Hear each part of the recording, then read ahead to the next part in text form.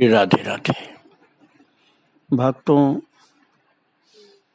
एक सिद्ध संत में कितनी शक्ति होती है, सामान्य व्यक्ति उसका अंदाज नहीं लगा सकते हैं। प्रारब्ध जिसको दुर्निवार समझा जाता है, जिसको भोगना आवश्यक होता है,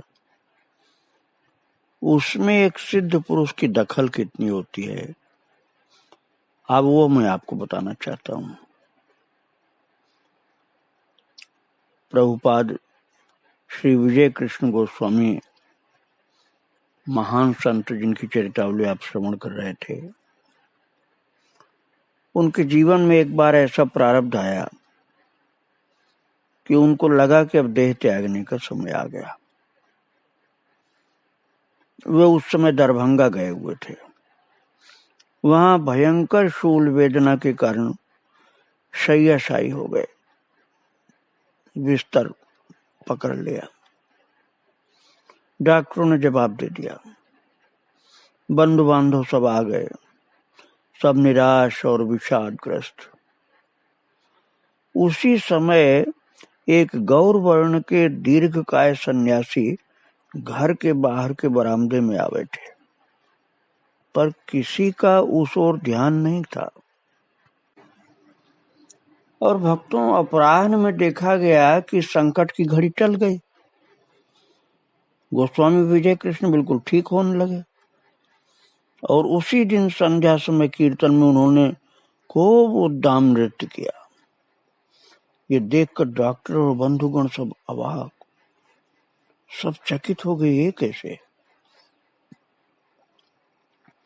जब गोस्वामी जी से पूछा गया कि इसका कुछ रहस्य है क्या, आप ऐसे ही एकदम ठीक कैसे हो गए? आप तो बिल्कुल आखिरी टाइम की स्थिति में थे। तो गोस्वामी जी ने अपने भक्तों से कहा कि तुम लोगों ने उन महात्मा को नहीं देखा जो बरामदे में आके बैठे थे। वो गुरुदेव परमहंस जी थे। मेरा मृत्यु योग काट करके चले गए। मुझसे कह गए, लोक कल्याण के लिए तुम्हारा कुछ दिन और जीवित रहना आवश्यक है। इतना मुझको बोल करके चले गए, ऐसा गोस्वामी जी ने बताया। अर्थात ये सिद्ध पुरुष, उनका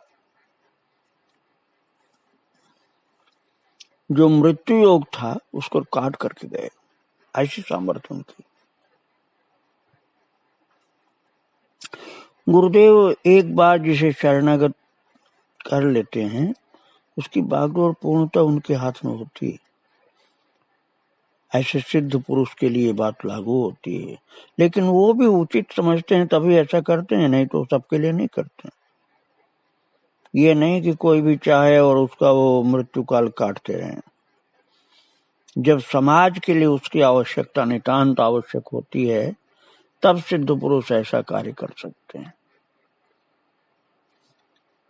और उसके जन्म मृत्यु का नियंत्रण करते हैं, ऐसे सिद्ध पुरुष, यदि वो कृपा करें। लेकिन ये सामान्य अवस्था में न तो ऐसे पुरुष मिलते हैं और न ऐसा मिल भी जाए तो करते भी सामान्यतः नहीं।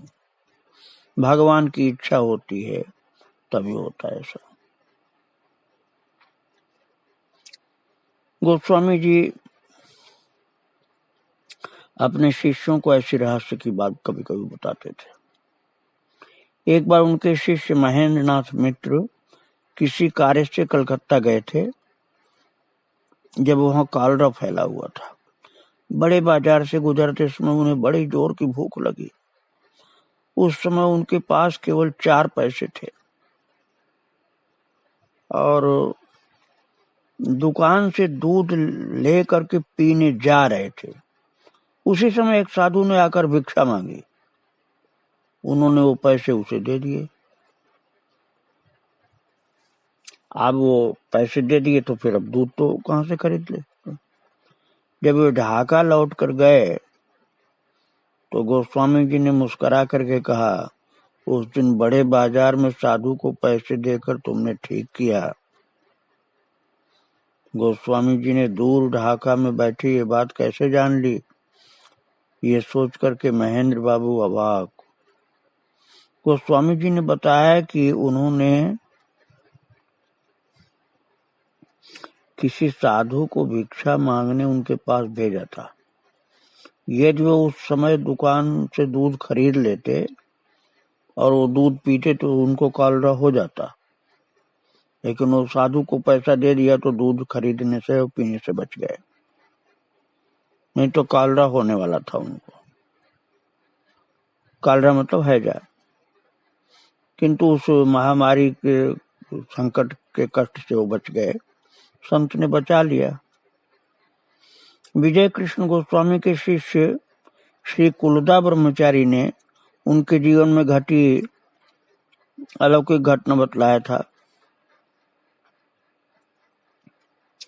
एक बार गोस्वामी जी शिष्यों के साथ शांतिपुर से कुछ दूर अद्वैताचार्य जी की भजन स्थली बाबूला गए थे।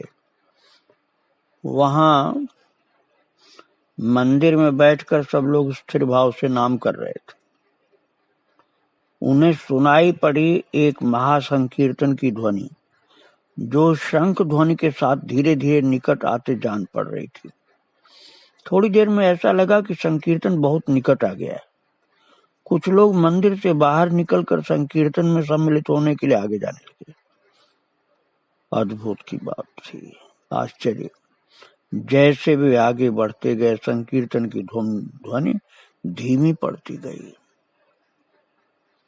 और थोड़ी देर में लुप्त हो गई ध्वनि। वे लोग जब लौट कर आए और गोस्वामी जी से उनके इसके बारे में पूछा तो बोले, तुम लोग बहुत भाग्यवान हो, तुमने साक्षात महाप्रभु का संकीर्तन सुना है। यदि स्थिर भाव से बैठकर नाम करते रहते तो उससे और भी कुछ देर सुन सकते थे, उसमें योग भी दे सकते थे, लेकिन तुम भागे तो थोड़ा कम देर थोड़ी देर सुन पाए। विचित्र इनका जीवन था महाराज विजय कृष्ण जी का। सामान्यतः यही सिद्धांत है कि भगवान के भक्त लोगों को कुत्ता नहीं पालना चाहिए। कहीं कुत्ता कोई बीमार हो तो दवाई दे दो, भूखा हो तो रोटी डाल दो, लेकिन कुत्ता घर में पालना भक्त के लिए ठीक नहीं होता है, पुण्य का नाश करता है, बहुत अपवित्र जीव होता है। लेकिन सिद्ध पुरुष की रहनी सहनी की नकल आप नहीं करना। ये विजय कृष्ण गोस्वामी तो महान सिद्ध थे, इनकी बात अनुकरणीय नहीं है, मैं केवल सुना रहा हूं आपको। इनके पास 2 कुत्ते रहते, एक तो हर समय आराम कुर्सी पर बैठा रहता, इसलिए इन्होंने उसका नाम चेयरमैन रखा था, और उसे भीतर के कमरे में भोजन समापन का ज्ञान अपने आप हो जाता। अब आप समझिए कि दोनों कुत्ते भी सिद्ध थे, साधारण कुत्ते नहीं थे। वो कुत्ता जो चेयरमैन था कुर्सी बैठा हुआ, वो बाहर रहता है कुर्सी पर, लेकिन उसको पता चल जाता कि अंदर वो भोजन जो चल रहा है वो समाप्त हो गया, तो उस समय वो कान फटफटाता, वो उठ पड़ता। और दूसरे का नाम था केले। केले कोई साधारण कुत्ता नहीं था, उसने जीवन में कभी मांस नहीं खाया, वो नित्य श्याम सुंदर के मंदिर की परिक्रमा करता। भक्तों, मैं आपको एक बार पटिया वाले बाबा के चरित्र में मैंने सुनाया था, उनके शिष्य रामदास बाबा के कुत्ते की बात की। बंडा भगत नाम का कुत्ता था। अब वो कथा तो मैं दोबारा नहीं सुनाऊंगा। तो ऐसे किसी महान सिद्ध संत के पास तो अब कभी कभी ऐसे देखने को मिलते हैं, लेकिन इसका मतलब ये नहीं होता कि आप कुत्ता पालें और सब कुत्तों को ऐसा समझें और व्यवहार करें। संत की शरण में रहते रहते एक पतित जीव भी कितना महान हो सकता है, इससे ये बात समझें आप। जो केले नाम का कुत्ता था, वो कभी मांस नहीं खाया, श्याम सुंदर के मंदिर की परिक्रमा करता और करताल का शब्द सुनते ही भागा आता और एक स्थान पर बैठकर ध्यान पूर्वक कीर्तन सुनता। कभी कभी कीर्तन सुनते महाराज आंसू गिराता था वो कुत्ता, और गोस्वामी जी उसे भक्तराज कहकर पुकारते थे। उसके संबंध में कुलदा ब्रह्मचारी ने एक घटना बतलाई थी।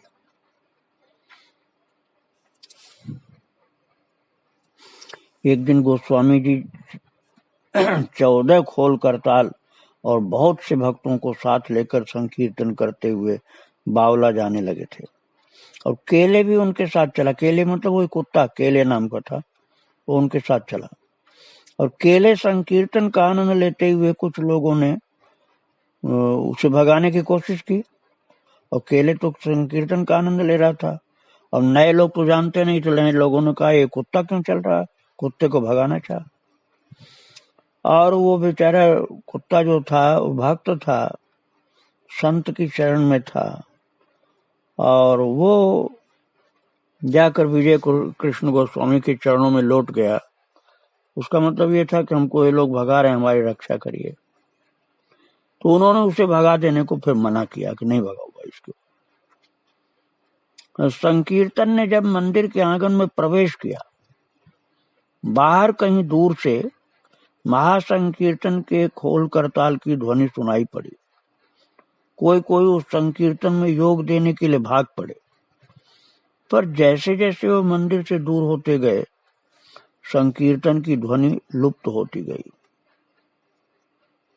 इसी समय भक्तराज केले, वही कुत्ता था भक्तराज केले, इसी समय भक्तराज केले संकीर्तन से पृथक होकर के पंचवटी के निकट एक स्थान पर जाकर, पंचवटी उनके बगीचे का नाम था भक्तों,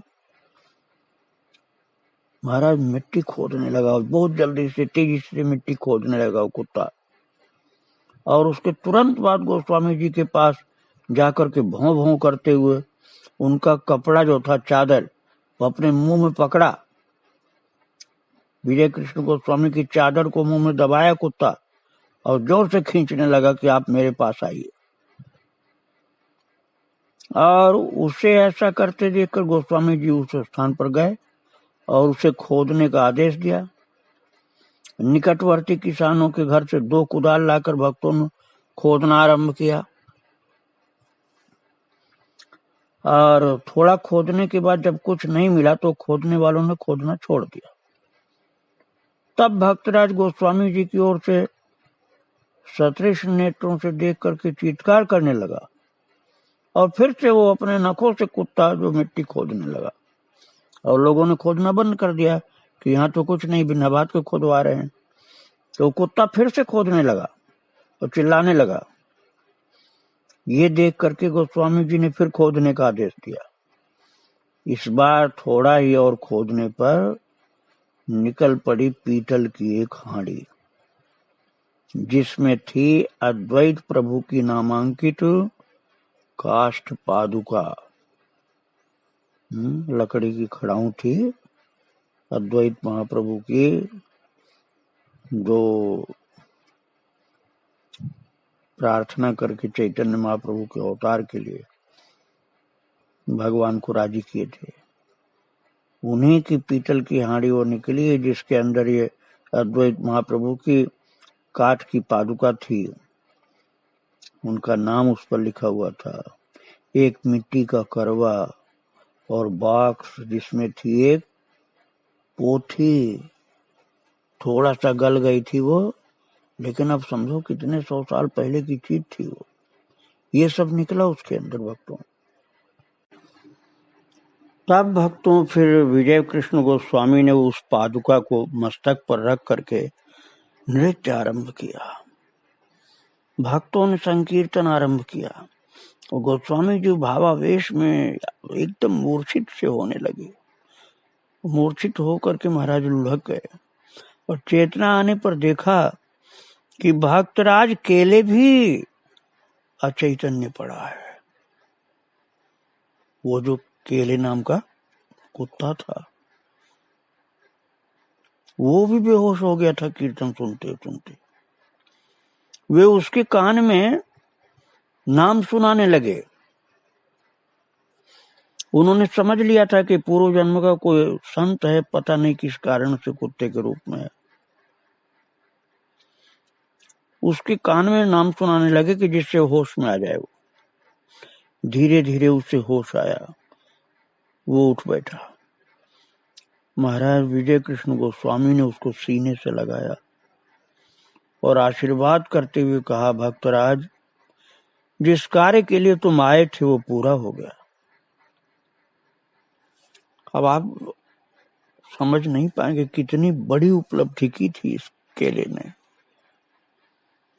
अद्वैताचार्य महाप्रभु की चरण पादुका, वो पोथी, ये सब कौन ला सकता था? केले ने ही खुदवा करके, जमीन के अंदर से निकलवा करके, खोदने वाले तो रुक गए थे, दोबारा वो खोदने लगा अपने नाखून से, तब ये दुर्लभ वस्तु प्राप्त हुई थी। तो विजय कृष्ण गोस्वामी ने बड़े प्यार से उसको कहा। वो समझ गई कि कोई दैवी संत हैं, इस रूप में आए हैं। उन्होंने कहा, भक्तराज, जिस कार्य के लिए तुम आए थे वो पूरा हो गया, अब तुम गंगा लाभ प्राप्त करो। और महाराज एक प्रहर से अधिक रात बीतने पर संकीर्तन करते करते सब घर लौटे। दूसरे दिन प्रातः काल गंगा स्नान को गए तो देखा कि घुटनों तक जल में केले का मृतदेह तैर रहा है। गोस्वामी जी अपने हाथ से गंगा तट पर बालुका में गड्ढा खोदकर भक्तराज केले के देह को समाधिस्थ किया। अब आप विचारिए कि भक्त भगवान के कैसे कैसे होते हैं। किसी मनुष्य को ज्ञान नहीं था कि अद्वैताचार्य जी की चरण पादुका और पोथी जमीन में है। स्वयं विजय कृष्ण गोस्वामी को भी नहीं पता था, लेकिन भगवान ने केले भक्त को भेज करके ये कार्य करवाया। एक घटना और भक्तों, गोस्वामी जी एक आम के वृक्ष के नीचे जाकर बैठे।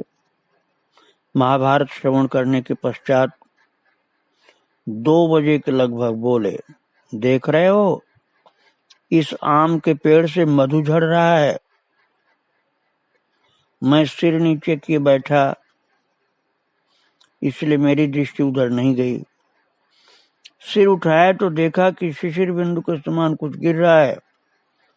मुझे अभी अभी पता चला है, गोस्वामी जी बोले कि मुझे अभी अभी पता चला है कि शहद झड़ रही है। सूखे पत्तों पर देखो चिकने चिकने तो जैसे तेल जैसा जम गया, और जमीन की फर्श पर भी मधु से भीग गई है जमीन, चींटियां पी रही हैं उसको। महाराज सुगंध फैल गई। फिर उसके बाद वो दैवी जो शहद झड़ी थी आकाश से, उसमें सुगंध भी दिखलाई पड़ी। गोस्वामी जी ने पूछा, मधु ही है, समझ में आ रहा है? उसी समय श्रीधर और अश्विनी आ गए। उन्होंने पत्ते चाटे और कहा, वाह, ये तो बहुत अच्छा मीठा शहद है। वहां चारों तरफ शहद शहद, हर पत्तों पर, जमीन तक भी। महाराज गोस्वामी जी ने भी उसका आस्वादन किया और सिहर उठे। बोले कि ये तो वृक्ष के सारे पत्ते भीगे हुए हैं शहद से। पत्ते हाथ में लेकर के देखा, बिल्कुल शहद लिपटा हुआ। चाट कर देखा तो बिल्कुल शहद। गोस्वामी जी से पूछा, आम के पेड़ से मधु वृष्टि होती है क्या? तो गोस्वामी जी ने कहा, आम के पेड़ से नहीं, जिस किसी वृक्ष के नीचे बहुत दिन निष्ठा सहित होम यज्ञ साधन भजन तपस्या की जाती है, या जिस किसी वृक्ष के नीचे महात्मा महापुरुष का आसन होता है वही मधुमय हो जाता है। मैंने बहुत से प्राचीन नीम और इमली के वृक्षों से भी मधु के झरने की घटना देखा है और कमंडल भर के मधु पिया है, ऐसा बताया विजय कृष्ण जी ने। और उसका कारण यही रहता है कि उस वृक्ष के नीचे सिद्ध पुरुषों ने तप किया है। भक्तों, मैं अब अपने जीवन की एक घटना आपको सुना रहा हूं जो मेरे आंखों के सामने घटी थी। सन 1985 की बात है। ठाकुर जी की कृपा से मैं शुकताल में भागवत कथा कर रहा था। वहां 2 बार कथा हुई। एक ये पहली बार की बात। दूसरी बात हुई हनुमत धाम में। पहली बार हुई थी उस वट वृक्ष के नीचे जहां सुखदेव जी ने भागवत सुनाया था राजा परीक्षित को। उसी वट वृक्ष के नीचे प्रभु की कृपा से 1985 में भागवत कथा हुई थी। आचार्य शील चंदौसी वाले, जिन्होंने प्रेम पुकार लिखा, बहुत प्रसिद्ध हुआ। देहांत काले तुम सामने हो, बंसी बजाते हरि मन को लुभाते, गाता यही मैं खन्नाथ त्यागू, गोविंद दामोदर माधवेती, हे कृष्ण हे यादव हे सखे थी उनकी लिखी हुई पुस्तक प्रेम पुकार। वो शील चंदौसी वाले 90 साल के होंगे उस समय। वो हमारी कथा सुनने आए थे। बहुत से संत लोग आए थे। मेरे सामने की बात है, महाराष्ट्र का प्रसंग था। ये मेरी कथा या मेरी विशेषता की बात नहीं जो सुना रहा हूं, उस वृक्ष की विशेषता और वहां पर संतों ने जो तप किया, भजन किया, उसकी विशेषता मैं आपको बता रहा हूं। लगभग आधा घंटा तक उस वट वृक्ष से लगातार बहुत पतली सी धार दूध की गिरी थी और श्रोता लोग सब इधर उधर हट गए। इतना दूध की धार एक ही जगह पर गिरती रही। उस वट वृक्ष के ऊपर से गिर रही थी, जमीन पर फैलती जा रही थी। लगभग 25-30 मिनट गिरी, उसके बाद फिर रुक गई। तो बहुत दूर तक 3-4 फीट दूरी में दूध फैल गया था वो। तो मैं अभी विजय कृष्ण गोस्वामी की बात आपको सुना रहा था कि जिन वृक्षों के नीचे सिद्ध पुरुषों ने भजन किया है, उन वृक्षों से कभी कभी शहद ऐसे गिरता है या दूध गिरता है। तो मैंने तो खुद ये दर्शन किया था। तो नाम के प्रभाव से विजय कृष्ण गोस्वामी जी का देह नाममय हो गया था। उनकी त्वचा पर भगवान नाम और देवी देवताओं की मूर्ति के चिन्ह उभर आते थे। उनकी चमड़ी पर अपने आप किसी देवी देवता का चित्र बन जाता था। बनवाते नहीं थे, प्रकट हो जाता था और नाम लिखा हुआ दिखलाई पड़ जाता था किसी किसी भाग्यशाली को, कि वो देख लेता था कि महाराज जी के शरीर में नाम दिखलाई पड़ रहे हैं, या भगवान का या किसी देवी देवता का चित्र दिखलाई पड़ रहा है। चमड़ी पर अपने आप उभर आता था ऐसा। उनकी जटाओं से, विजय कृष्ण गोस्वामी जी की जटाओं से शहद की बूंदें कभी कभी टपकने लगती थी। और कोई ग्रंथ का पाठ हो रहा हो और उसके प्रसंग के अनुकूल दृश्य उनके वस्त्रों में अंकित हो जाते थे महाराज। एक बार ढाका के पास चांचर वाला नामक स्थान में काली के मंदिर में उनके संकीर्तन में आकाश से ढेरों पुष्प की वृष्टि हुई थी, जिसे देख करके लोग आश्चर्य में डूब गए। ऐसा नहीं कि 1-2 फूल गिरा था, आकाश से। कोई फूल वाला वृक्ष वहां था ही नहीं, आकाश से पुष्पों की वृष्टि हुई थी विजय कृष्ण गोस्वामी के संकीर्तन में। तो ये सिद्ध पुरुषों के जीवन में ऐसा चमत्कार देखने को कई बार मिलता है। आगे इनका चरित्र मैं आपको फिर सुनाऊंगा। उनके चरणों में बारंबार प्रणाम। श्री राधे राधे। जय श्री राधे।